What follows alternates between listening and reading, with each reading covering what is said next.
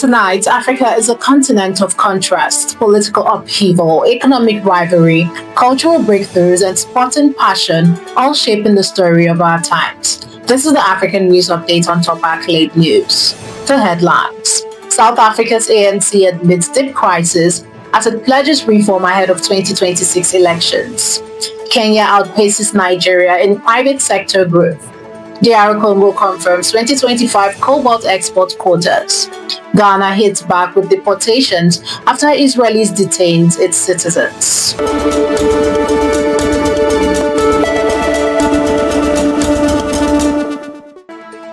South Africa's ruling African National Congress has acknowledged a mounting crisis marked by corruption, factionalism, poor governance, and persistent racial inequality, vowing sweeping reforms after losing its parliamentary majority last year and being pushed into a coalition for the first time since 1994.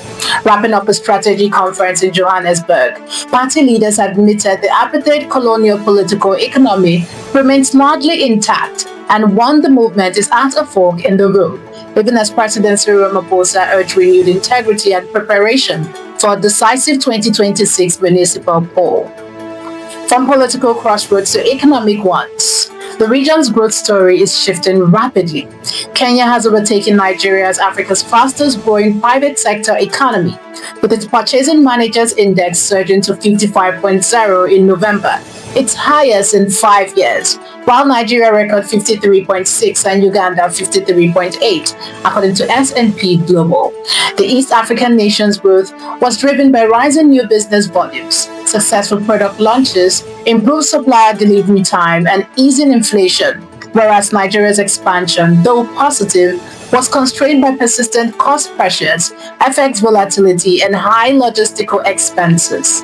Economists warn the shift signals rising regional competition for investment and market share, prompting Nigerian policymakers to address structural inefficiencies.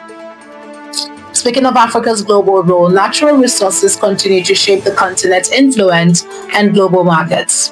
The Democratic Republic of Congo has pledged to honor cobalt export quota for 2025, despite months of delay under new rules, with its mining regulator preparing the first pilot shipment in the coming days once a 10% royalty is paid.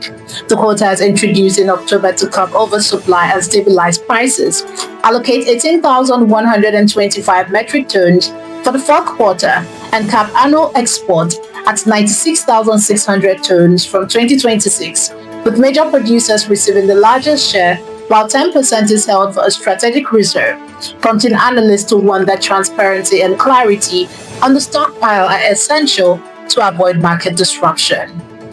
Turning from resources to diplomacy, Ghana has deported 3 Israeli nationals in what officials describe as a reciprocal response to the alleged detention and deportation of Ghanaian travelers at Ben Gurion Airport, a diplomatic confrontation that led Accra to summon an Israeli envoy and protest what it calls the humiliating treatment of its citizens. The dispute comes as Ghana's relationship with Israel faces new strain following Accra's recent criticism of Israel's action in Gaza and Qatar, even as both governments publicly commit to resolving the matter through dialogue, underscoring rising sensitivities around sovereignty, dignity, and regional politics. You're watching the African News Update on Top Accolade News.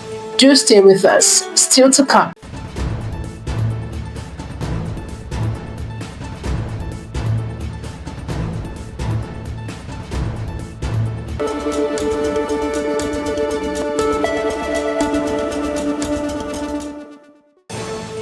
Thanks for staying with us.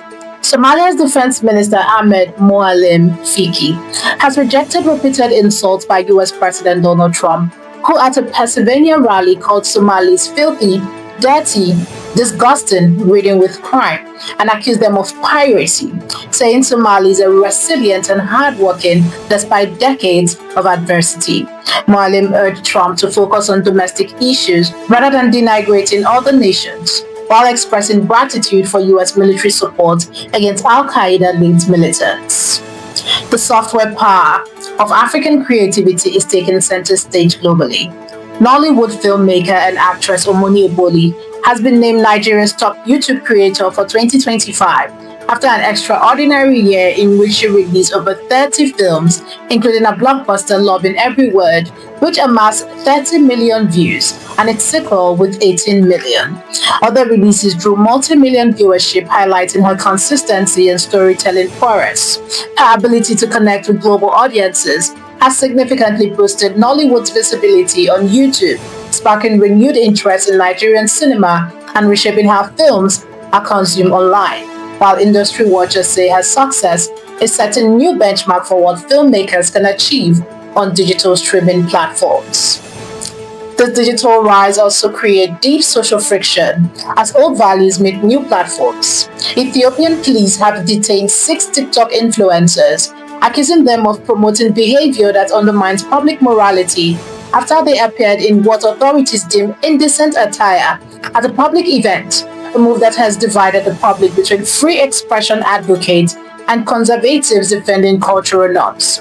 With the government silent and criticism mounting online, Ethiopia's digital culture clash shows how a fast-moving generation can collide head-on with slow-changing tradition.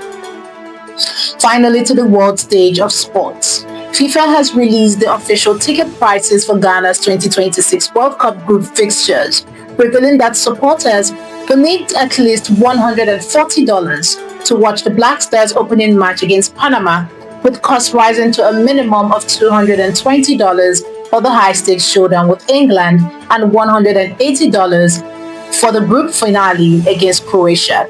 Premium Category 1 seats span from $450 to $600 across the 3 games.